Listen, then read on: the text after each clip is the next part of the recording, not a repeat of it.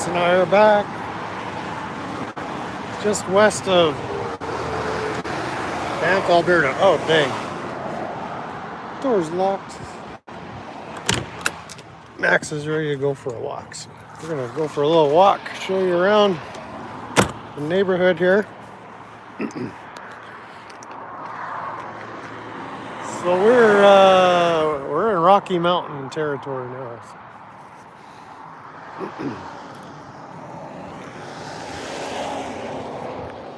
What do you see, Max?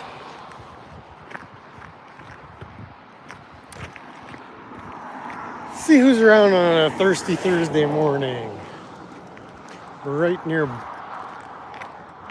Bow Valley ski resort or something. Some impressive vistas.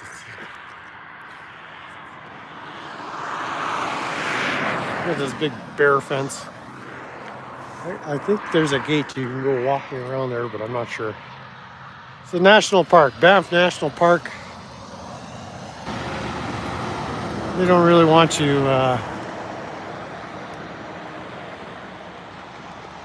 getting your footprints all over their precious federal land.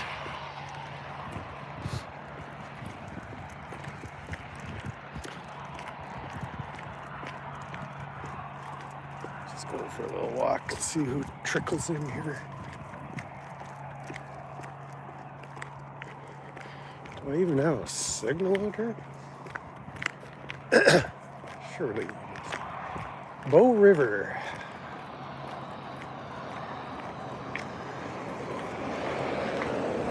Let's see.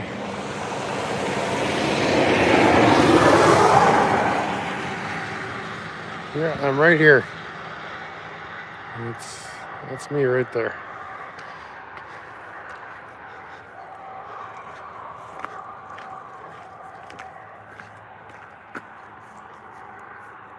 Yeah. We can go in.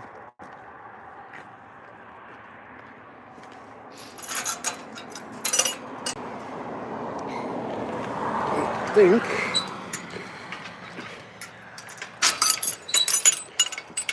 figure out the gate. Nice little Bow River right here. Try to do this one-handed.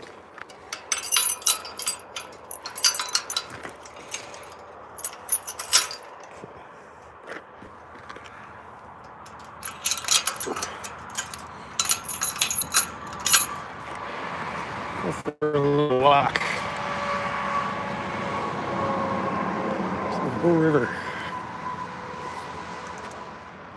Max, of course, he sniffed everything. He's been a little uppity.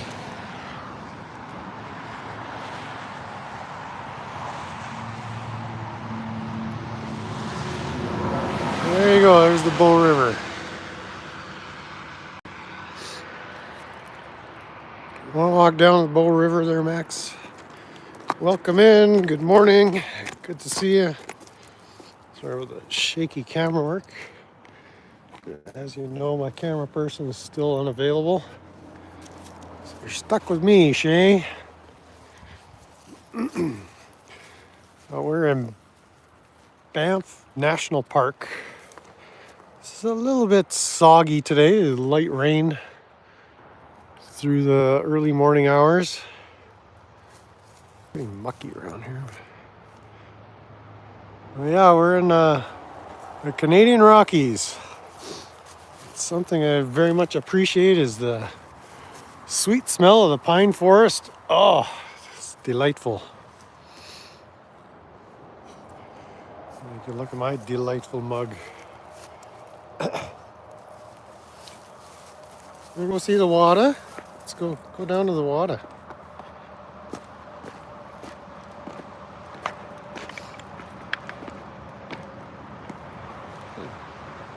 A little bit of algae in the water or some kind of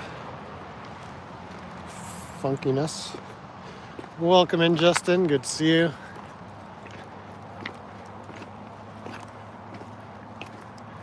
Yeah, these rocks are kind of covered in some slime. I guess the water level kind of rises up to this edge up here. Very nice for a Thursday morning. And once a few people congregate, I'll give you the update on the RV and our progress. We're about 5 or 6 hours away from our destination in Kamloops. And today looks like it'll be a nice day for driving. So we'll hit the highway with some determination.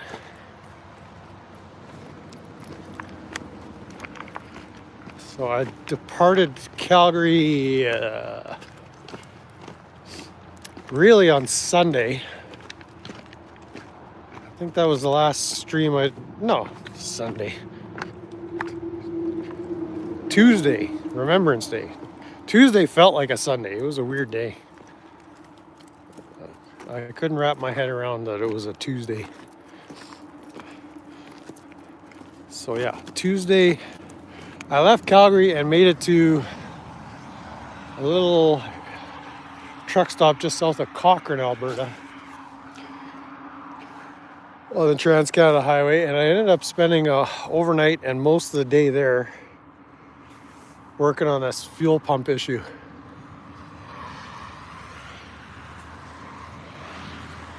And fuel regulator. So I'll give, once we get back in the rig, I'll explain that whole painful process. So then I left Cochrane yesterday evening. I made my way to Canmore, and I saw Banff was only a few miles away, so I figured I'll just spend the night in Banff in town. I was driving around town this morning. I was thinking of doing a stream from there, but I don't know, it's just this poshy Alberta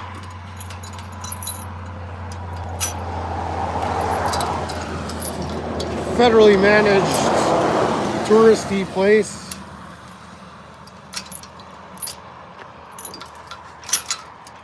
The gate is so stubborn.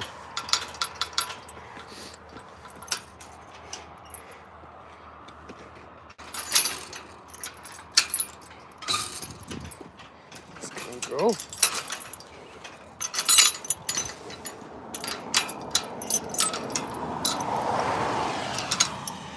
Shackle just doesn't. Here, I'm gonna set you down here. I need 2 hands for this.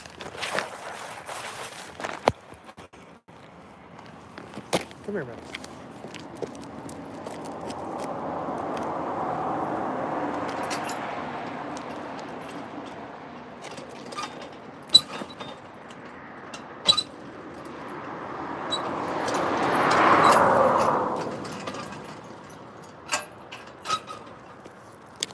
Got it.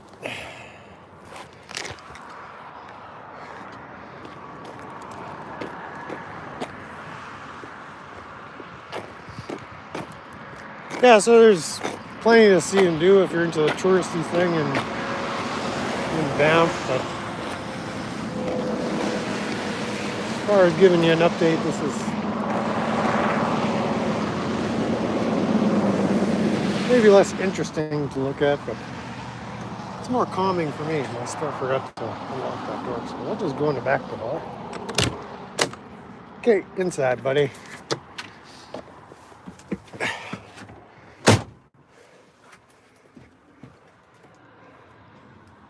We've already had breakfast, so don't even look at me.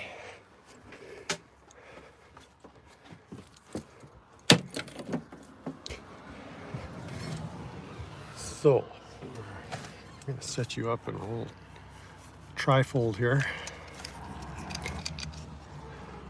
Get you in the trifold. We had a little bit of light rain. Snow forecast in some of these parts for later on, but overall it's going to be mild. So I was waiting for the sun to come up just because it was a little below freezing around 6 this morning. But we got new tires, we got new fuel pump. We're installed and ready to go. So I left the truck stop in Calgary just with that mechanical pump intact, and it just wasn't keeping up. So I don't know if it's the fuel pump itself or the lobes inside the engine crankcase that push the lever on the pump are worn, but it's just not keeping up. So in Cochrane, literally on the side of the road, I removed the lines from the old fuel pump and installed the electric pump where the shop in Jackson, Wyoming had installed it, way up in the front bumper up by the radiator, just behind the radiator. And I was doing some looking online, and it seems a lot of these electrical pumps are meant to push fuel, not pull fuel. So what that pump was doing is trying to pull fuel all the way from the back of the gas tank, the back of this rig, uphill, no less, because it's at a height. The gas fuel line exits at the bottom of the tank, and the pump probably sits about this much higher where we had it situated. The nice thing about that configuration is it's easy to wire because all your wiring is up front. And it's just a positive hookup for you just find a wire that has power with the ignition on, and they had tapped into the neutral safety switch for the transmission, which only supplies power when the key is turned on, because you don't want it running full time off battery power, and a ground. And so it wasn't pumping at all from up there. And the guys in Jackson, they said you've got 15 psi fuel pressure now, and I'm kind of starting to doubt that was the case. I think they looked at the rating for the pump and said, yeah, this thing puts out 15 psi. Just the way it was running, I think I was getting less than I was with the mechanical pump. So several hours later, I decided I gotta find a place to hook it up back by the gas tank and as low as possible. So I harnessed it up to the rear axle in a way that I thought was secure, but spoiler alert, later on in the story, it wasn't as secure. Morning, Dad. Morning, Justin. Well, I already said hi to Justin, so I take back that hi.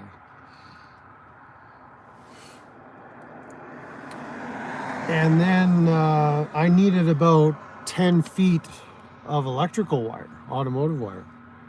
And so from the original install up front, I had about 5 feet. I had a chunk that was just under 3 feet. And then I scavenged a little bit of wiring that was excessive up here. I mean, a lot of the wiring under the dash, like mostly for the sound system, they need to be tidied up. So that'll be a long-term project when I have time. It's kind of not important now, but I was snipping away and stripping wires and twisting wires and taping them up, and finally got it running. And I had my fuel pressure regulator in place, and so now I've got, I'm not going to pull my doghouse open again. It's running satisfactorily. There's a few leak points. The fittings they gave me are aluminum fittings for that fuel pressure regulator, and I asked them specifically, do I got to put some kind of thread sealer on here, tape or whatever. He said, no, it's tapered threads. They lock together, very nice for gasoline. Took his word, and I should have put Teflon tape, but I didn't have any of that yellow Teflon tape that you need for gasoline. And as well, so that the fuel pressure regulator has one inlet and two outlets. And so from the factory, it came with a plastic cap because I only need one outlet. Where I at right now, I am at Bow River, Alberta. Just at a roadside turnout, deep in the heart of the Rocky Mountains. Oh, I could have done this here. So that was my thumbnail. There's the Bow River. And some other mountainous type formations. So just west of the town of Banff, I'm in Banff National Park. Yeah, beautiful setting. Smells beautiful too. The pine forest is amazing. It's something I really tweak out here. Just smoke and pine, yeah. It's a good tweak. And so yeah, I only needed the one outlet to go to the carb, and the plastic cap that they gave me leaks. Like, it's just, what's the point of this? And there's only like three, and it's a plastic cap, maybe three, maybe four threads. I think I got one.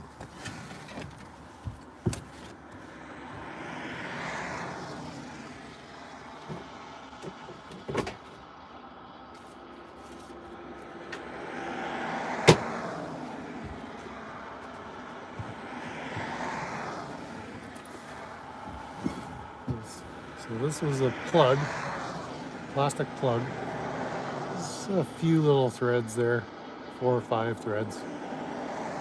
And you can see this one is already misshapen. You can see the tapered threads. Let's see. Get my filthy fingers here. See how one on the upside it's flat and it's tapered on the backside. So that's supposed to seal, and these things were leaking like crazy. So all the ports had these caps on them out of the box. And so I ended up taking some RTV silicone sealant. I had to basically depressurize my system because I'm running at about 3 psi of gasoline pressure, and that's filling the fuel filter. I got one of those clear fuel filters on line up here so I can see the gas. And bugger was just leaking, so I smeared some clear sealant on there, let it set, and it appears to be holding, but the joints where the pressure gauge are connected, well, it's still leaking there. So it's just a minor leak. And then I've got a leak at the fuel sending unit in the gas tank too.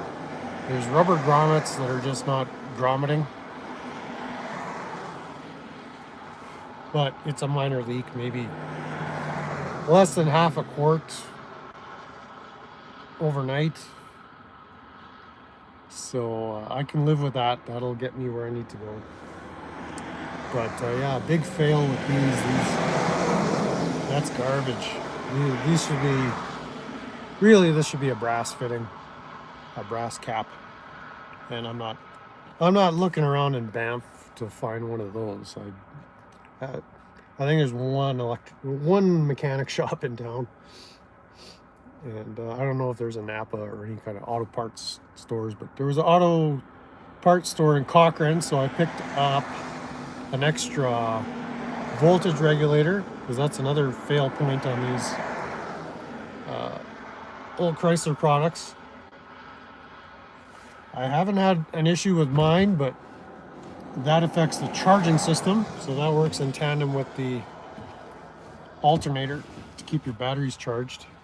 I installed my auxiliary battery back in Calgary.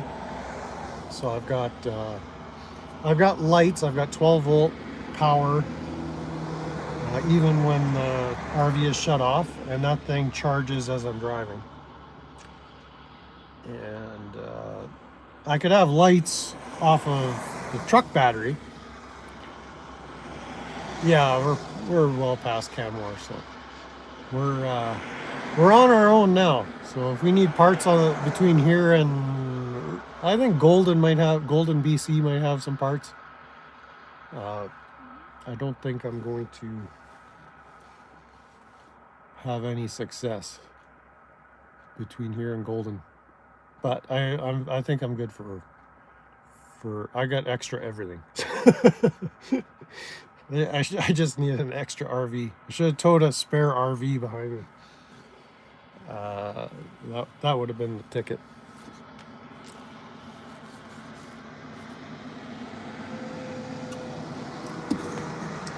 But yeah, I got it so that I'm getting decent fuel supply now to the carb. For whatever reason, it was a little hard starting this morning. I had to prime it. I slept in a forbidden zone. I did an unauthorized park. Because none of the RV parks in Banff Village or the town are operating. There's two not too far away, Tunnel Mountain and another one, I forget the name. And I got into here around 10 p.m. last night, so I didn't expect that I was going to be able to find any place. But I looked on the maps, and there was a big spot, free parking, right in town. But you know, the catch is no overnight parking. So I parked there. Nobody came and said anything, but it's sort of weird that you just can't find a place and park. Like even this spot here, unless you're a commercial truck driver, they'd probably discourage you from just parking here, even if you're tired. I would have carried on. Like it was nice driving. I had a little bit of energy last night, mostly adrenaline. Because another part of the story, as I was leaving Cochrane, I ended up no overnight scallywagon allowed. Correct.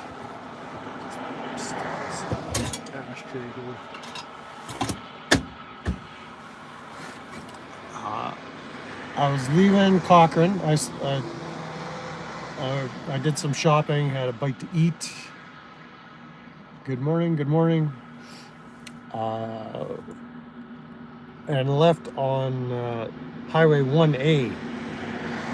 Not the Trans-Canada, but kind of a secondary, more scenic route.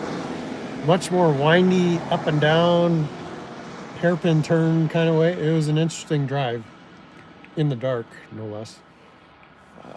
We got Tag in the house. Let's stop and say hi to everybody here.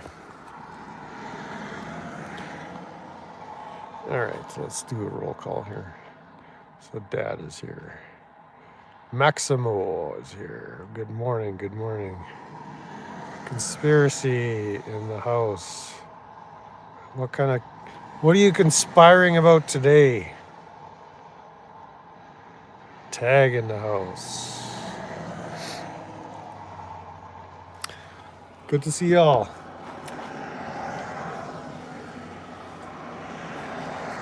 So I picked up a few items at Save On Foods. And actually Cochrane is a very pretty town. I could almost see myself living there. There's something about Alberta I just don't vibe with. I'm not particularly fond of Alberta in general. I mean, I could probably snoop out some locations. Brandon Mitchell in the house. Good morning. Live long and tweak. Filthy perma filth on my fingers here. I don't know how I'm gonna scrub this out. That's nasty.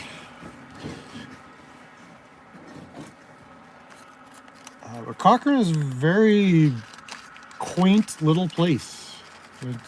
If I had to pick a place to live in Alberta, like it's nice and close to Calgary. If you need to get to Calgary, it's nice and close to the Rockies.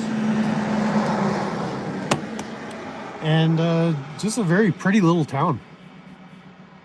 Very well managed by the local authorities. A lot of construction there, but it's a very quaint little bedroom community, I guess you'd call it.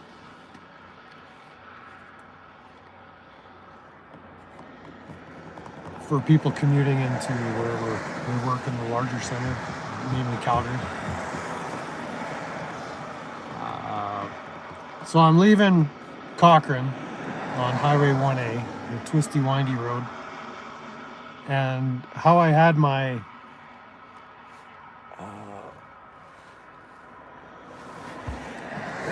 fuel pump secured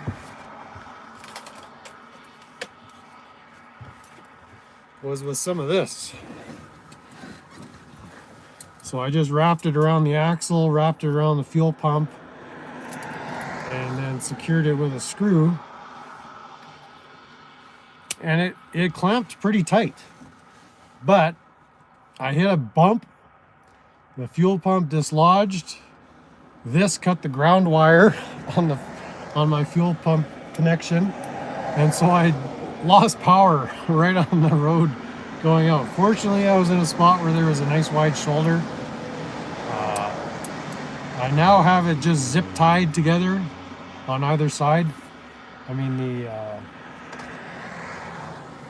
the fuel pump is kind of shaped like this, where there's two flanges for bolts, and then I guess the pump itself. So I had it wrapped around like this. I zip tied around each side now,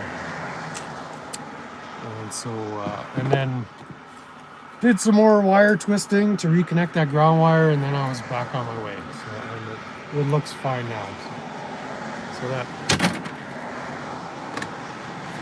was a repair in the dark on the highway. But between there and here, it's been no issues. It's been running very good. Cigarette's not running very well. I picked up some of these fine cookies at Save On Foods.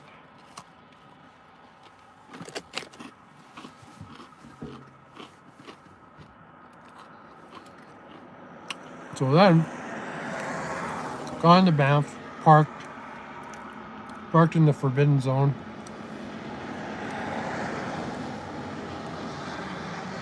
There were a few other vehicles when I got into that parking lot. They were mostly gone by the morning. It looked like somebody else was parked there overnight as well.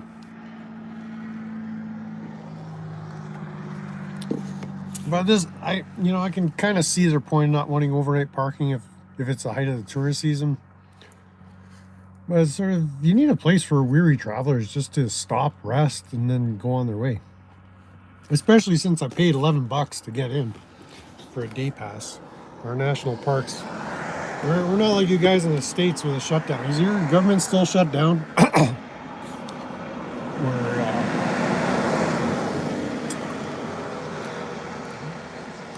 Where I got into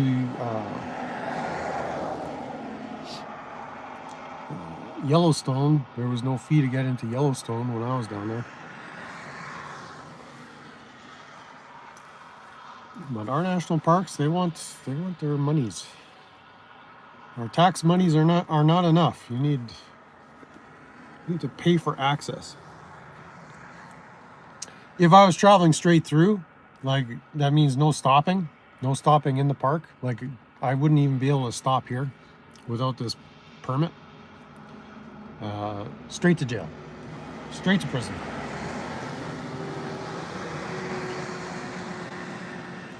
But yeah, if you're just traveling through the park, then you don't have to pay. Oh, the shutdown is over. Oh no. Now what? The government's back in charge? That sucks. As you can tell, I haven't been following the news much lately.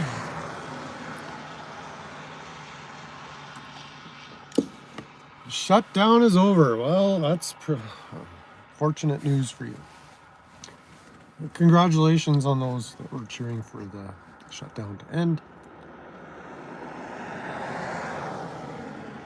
But as I was sitting in the parking lot there, I'm thinking, oh, should I take the long way to Kamloops and go up to Jasper National Park, pay again there, and then come down number 5 into Kamloops?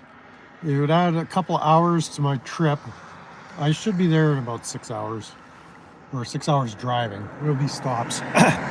This thing, let's see. If I put the pedal down, it'll pass anything but a gas station. But I don't have a heavy foot, but it still sucks the gas pretty bad. Very, very awful fuel economy. I was thinking of going the long way, but I think I'm just gonna head straight for Kamloops on the Trans-Canada. There's some pretty massive hill climbs. We go through Rogers Pass, and then the descent into Golden British Columbia. It is amazing. I'll try to live stream that. I'll set you up on the dash facing outward, and you could see the looping curves and the sheer cliff walls and the gorges, and it is pretty wild. And then, as far as I can tell, there's no snow between here and there. I mean, the tops of the mountains, it looks pretty yucky there. Like it wants to snow. I think there is snow forecast. I mean, there's kind of a low-hanging mist and all kinds of malarkey happening. Anyway, good morning, Mr. Osgood. Good to see you. I'm just tweaking out here in the heart of the Rocky Mountains. Shout out to Joe Walsh and John Denver for their versions of Rocky Mountain Tweek. Or wait, no, one was Rocky Mountain High. That's the same thing. And Rocky Mountain Way, which is essentially the same thing. Well, I don't have Joe Walsh in the truck with me, or any of his music. At least I don't think Joe is hiding out back there. Joe not here. John Denver, as we know, is passed on. So. I did have the impression I was listening to his greatest hits unplugged, but I got scammed. There's no Rocky Mountain High on the CD I've got, so no John Denver tweaks. On the way here, I was listening to that instrumental relaxation music. That was not relaxing at all. It's got these wild... Oh, let me dig that one up.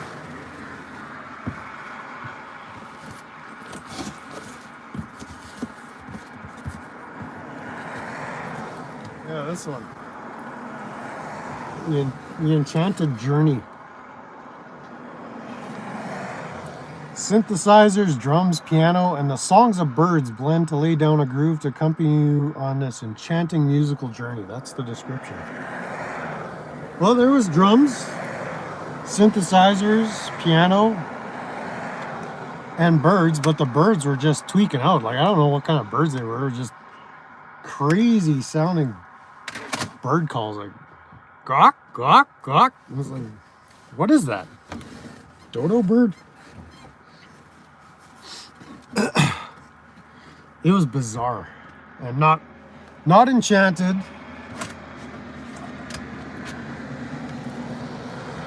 They should have called it the Tweeky Bird Journey or something. Natural Dreams Music for Relaxation. Do not recommend if you're interested in relaxing. So then I switched to this Wolfgang Amadeus Mozart. This was good.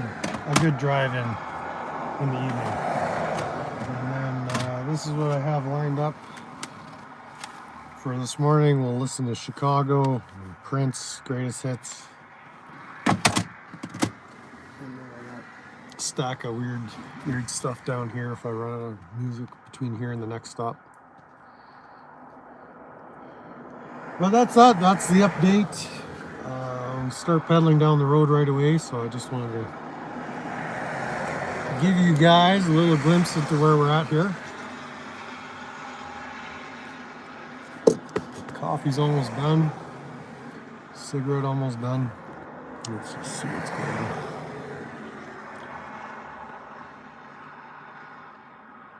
Oh, I got zip ties, man.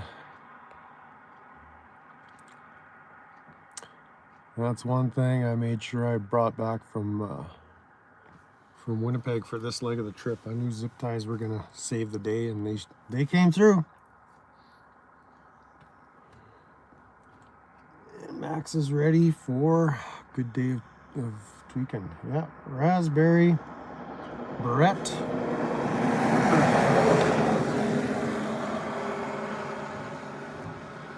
And so we'll give you probably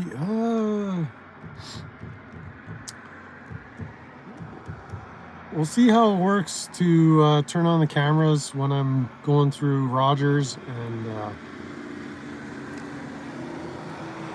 that descent into, I guess that's Kicking Horse Pass as well, through there. Rogers is a big climb and a big descent. And some of these peaks are at 2,500 meters, so that's 2.5 kilometers. So that's over a mile high off sea level. So some pretty impressive climbs.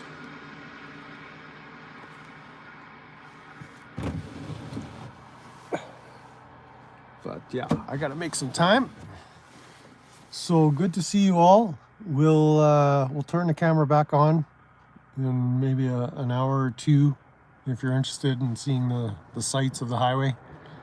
I don't know how long it'll take. It's been a while since I've been on this highway. I've been through here several times when I was driving truck, and just off the top of my head, I can't remember how long it is to get to Rogers Pass. We're about 45 minutes from Lake Louise, which is another kind of resort town. Oh yeah, the other thing, I was in Banff. I was thinking, oh, while I'm here, maybe I'll go check out the hot springs. Like, they got hot springs, but the facility is shut down for maintenance, so we'll find some hot springs somewhere along the way someday. Not a priority. I just figured I'm here and could use a bath. So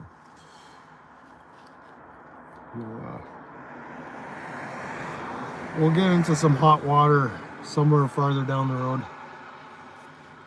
Well, that's it for now. So thanks for tweaking out the Rocky Mountain Tweek. I'm gonna start skipping across these hills. All right, catch you later, folks. Tapping the wrong thing.